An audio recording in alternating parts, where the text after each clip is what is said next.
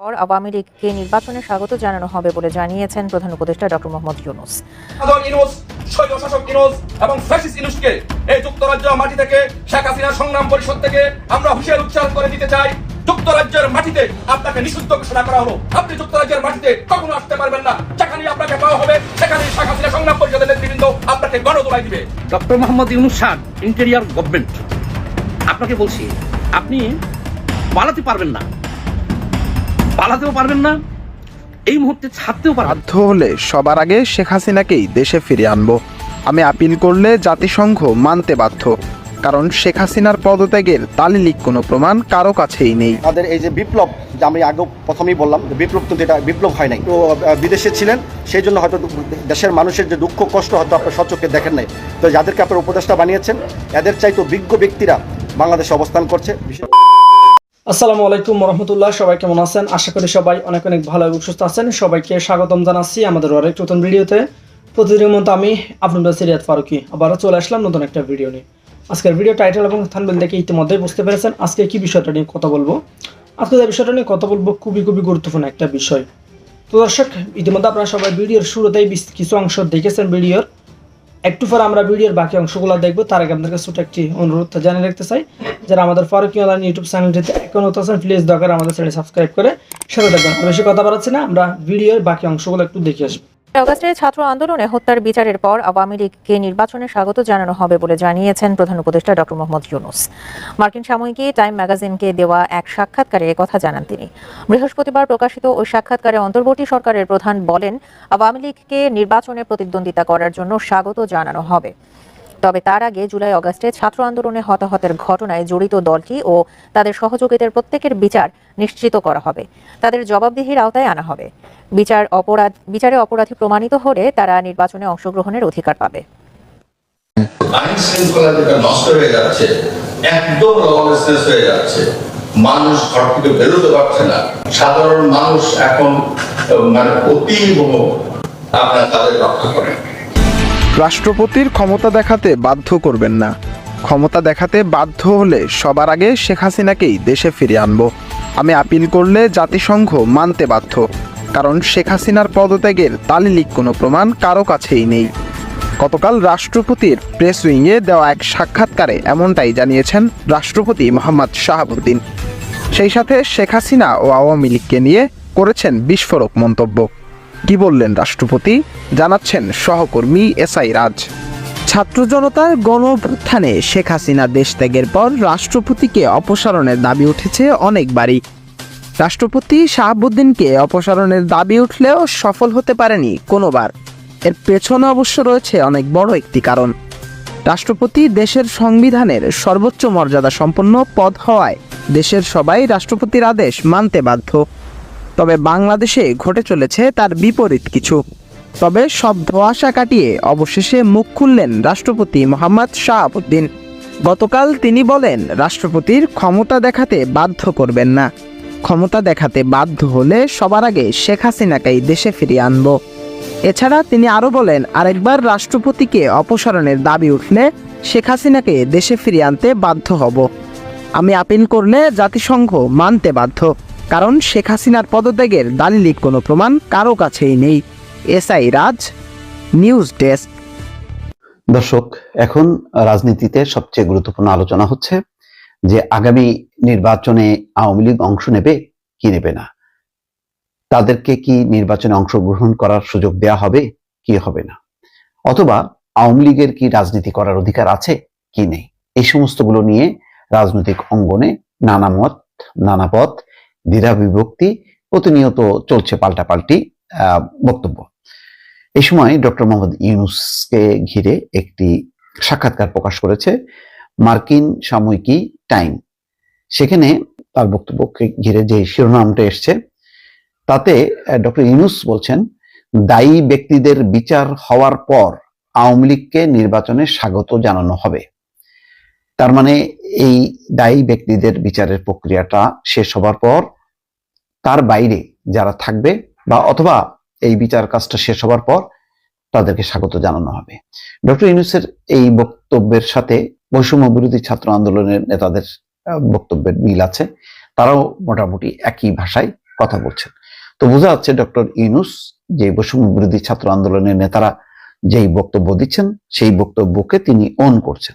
এখানে বলা হচ্ছে সবাই সুষ্ঠু বিচার পাবে উল্লেখ করে প্রধান উপদেষ্টা ডক্টর মোহাম্মদ ইউনূস বলছেন, হত্যা ও নির্যাতনের জন্য দায়ী ব্যক্তিদের জবাবদিহির আওতায় আনার পর আওয়ামী লীগকে নির্বাচনে স্বাগত জানানো হবে।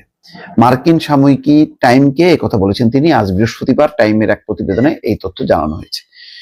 আওয়ামী লীগকে নিয়ে ডক্টর ইউনূস বলেন, নির্বাচন অংশগ্রহণের ক্ষেত্রে অন্য যে কারো মতো তারা স্বাধীন, আমরা তাদের রাজনৈতিক ক্ষেত্রে মোকাবেলা করব। টাইমের প্রতিবেদনে ছাত্র জনতার অভ্যুত্থানের মুখে গত 5ই আগস্ট আওয়ামী লীগ সরকারের পতন, ডক্টর ইউনূসের নেতৃত্বে অন্তর্বর্তী সরকার গঠন, সংবিধান, নির্বাচন কমিশন, পুলিশ প্রশাসন সহ বিভিন্ন ক্ষেত্রে সংস্কারের উদ্দেশ্যে কমিশন গঠন, মানবাধিকার ও যুক্তরাষ্ট্রের সঙ্গে বাংলাদেশের কূটনৈতিক সম্পর্ক সহ বিভিন্ন বিষয়ে আলোকপাত করা হয়। সংবিধান সংস্কার প্রসঙ্গে প্রতিবেদনে বলা হয়েছে, বাংলাদেশে রাষ্ট্রপতি শাসিত সরকার হবে নাকি সংসদীয় ব্যবস্থা থাকবে, সংসদ এক কক্ষ বিশিষ্ট থাকবে নাকি দ্বিকক্ষ বিশিষ্ট থাকবে, সেগুলো এখনো নির্ধারিত হয়নি। সংবিধান সংস্কারের বৈধতার জন্য গণভোটের প্রয়োজন রয়েছে কিনা সে প্রশ্নও উঠেছে। তবে এই সংস্কার প্রক্রিয়ায় বাংলাদেশের বর্তমান কোন রাজনীতিককে যুক্ত করা হয়নি। এটা একটা বড় বিচ্যুতি বোঝা যাচ্ছে এবং ফারাক, যে এই সংবিধান সংশোধনে যে প্রস্তাবগুলো আনা হচ্ছে অথবা নানা ক্ষেত্রে যেই সংস্কার সেই বিষয়ে রাজনীতিকদের যুক্ত করা হয়নি।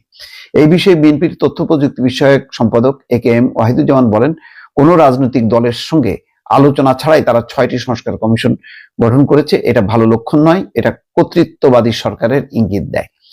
যদিও মানে সংস্কার কমিশন প্রায় 10-12টি হয়েছে, এই ব্যাপারটি হয়তো তার আগের সংখ্যাটা উল্লেখ করা হচ্ছে 6টি। যত দ্রুত সম্ভব নির্বাচন আয়োজনের সময়সীমা ও রূপরেখা চান বিএনপি নেতা ওয়াহিদুজ্জামান। তবে এই নিয়ে তাড়াহুড়ো করতে চান না প্রধান উপদেষ্টা ডক্টর মোহাম্মদ ইউনূস। তার ভাষ্যমতে নির্বাচনের জন্য নির্দিষ্ট তারিখ এখনো নির্ধারণ করেনি সরকার। তিনি বলেন, প্রথমে আমাদের রেল লাইন ঠিক করতে হবে যাতে ট্রেন সঠিক দিকে যেতে পারে। টাইম প্রতিবেদনে বাংলাদেশের সবচেয়ে পুরনো রাজনৈতিক দল আওয়ামী লীগের অংশগ্রহণ বাদে সত্যিকার জাতীয় ঐক্যমত্য সম্ভব নাও হতে পারে, অন্তত এই সময় দলটির বিপুল জনসমর্থন ছিল এক সময়।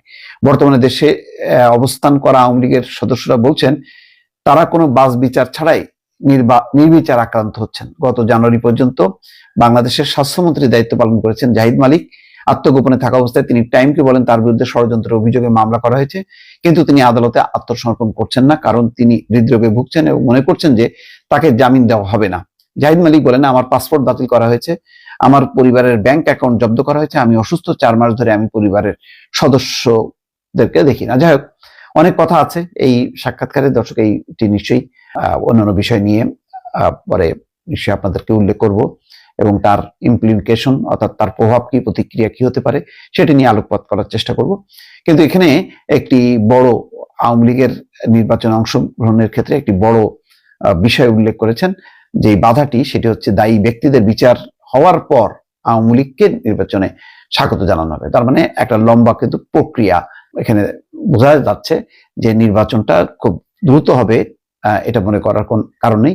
কারণ বিচার প্রক্রিয়াটা, বাংলাদেশের যে বিচার প্রক্রিয়া, তাতে খুব দ্রুত চট করে কোনো বিচার শেষ হয় না, এটা যথেষ্ট বিলম্বিত প্রক্রিয়া।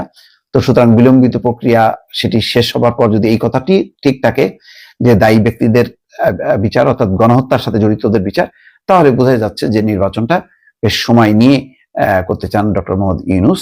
কিন্তু তিনি যেই প্রক্রিয়াই শুরু করুক না কেন, তিনি বলতে চাচ্ছেন যে এটাই হচ্ছে নির্বাচনী ট্রেন যেটি যাত্রা শুরু করেছে। দর্শক, ভালো থাকবেন, আল্লাহ হাফেজ। তো আর বিশেষ করে বাংলাদেশের যে পরিস্থিতি চলছে, আমাদের এই যে বিপ্লব, যে আমি আগে প্রথমেই বললাম যে বিপ্লব, কিন্তু এটা বিপ্লব হয় নাই। এটা বিপ্লব হতে গেলে বিপ্লবের অনেক সিস্টেম করতে হবে। পুরো সংবিধানই চেঞ্জ হয়ে যাওয়ার কথা, পুরো মন্ত্রণালয় চেঞ্জ হয়ে যাওয়ার কথা, সচিবালয় চেঞ্জ হওয়ার কথা, প্রশাসন চেঞ্জ হওয়ার কথা, রাষ্ট্রপতি চেঞ্জ হওয়ার কথা, তাহলে একটা বিপ্লবের মানে পরিপূর্ণতা পাওয়া যায়। তো সব কিছুই যখন ঠিক আছে তাহলে সেটাকে বিপ্লব বলা হয় না, এটাকে গণ আন্দোলনের মাধ্যমে, গণ আন্দোলনের চাপে শেখ হাসিনার পতন হয়ে দেশ থেকে পালিয়ে গিয়েছে। তো আমরা যদি বিপ্লব বলি, বিপ্লব হতে গেলে যে দুঃশাসন, দুর্নীতি, বিভিন্ন সিন্ডিকেট, এগুলো আগে দ্রুত ভাঙতে হবে। ওইগুলো ভাঙতে হবে এবং বিভিন্ন পর্যায়ে হাইকমান্ড যেগুলো আছে কর্মকর্তা, তাদেরকে সরাতে হবে এবং বাংলাদেশে একটি নির্বাচনমুখী একটা পরিবেশ তৈরি করে একটা ভালো একটা তত্ত্বাবধায়ক মানে একটি ভালো একটি জবাবদিহিতা সরকার বাংলাদেশে আসুক, সেটা জনগণ চায়, সেটা যে কোনো সরকারই আসুক না কেন। তাই বিরুদ্ধে অনুরোধ জানাবো, আমি তত্ত্বাবধায়ক সরকারের মাননীয় প্রধান উপদেষ্টা ডক্টর মোহাম্মদ ইউনূস স্যারের কাছে বলবো, আপনি তো কখনো রাজনীতি করেননি, আর আপনি এই দেশের গরিব দুঃখী অসহায় মানুষের ব্যাপারেও আপনার তেমন কোনো অভিজ্ঞতা ছিল না বহু বছর যাবত, বিদেশে ছিলেন। অতএব আপনি একটু বিদেশে ছিলেন, সেই জন্য হয়তো দেশের মানুষের যে দুঃখ কষ্ট হয়তো আপনার সচক্ষে দেখেন নাই। তো যাদেরকে আপনার উপদেষ্টা বানিয়েছেন, এদের চাইতো বিজ্ঞ ব্যক্তিরা বাংলাদেশে অবস্থান করছে। বিশেষ করে সামরিক বাহিনীর অনেক বড় বড় অবসরপ্রাপ্ত ব্যক্তিরা আছেন, যারা সৎ, নির্ভীক, সাহসী, যারা কোনো দলের সাথে কোনো সরকারকে দালালি চামচামি করে নাই। এইসব ব্যক্তিদেরকে খুঁজে বের করে আপনারা বিভিন্ন পর্যায়ের উপদেষ্টা হিসাবে নিয়োগ দিলে আমি মনে করি সামরিক শক্তি অর্জন হবে, প্রশাসন শক্তিশালী হবে, আইন শৃঙ্খলা সিস্টেম পরিবর্তন হবে। তাহলে বাংলাদেশের এই এই যে উচ্ছৃঙ্খল যে বিষয়গুলো ঘটে যাচ্ছে প্রতিনিয়ত, যে যেভাবে পারতেছে সেভাবে রাষ্ট্রের সাথে কথা বলতেছে, আন্দোলন করতেছে, সংগ্রাম করতেছে। একটি রাষ্ট্রের প্রতিটা নিয়ম কানুন, শৃঙ্খলা বিশৃঙ্খলা একটা নিয়ম কানুনের ভিত্তিতেই চলে। অতএব মাননীয় প্রধান উপদেষ্টার কাছে অনুরোধ থাকলো, এই বিষয়ে আপনারা খুব দ্রুত পদক্ষেপ নিন। এখন যত দিন যাচ্ছে দেশে কিন্তু অস্থিরতা, উচ্ছৃঙ্খলা বেড়েই যাচ্ছে।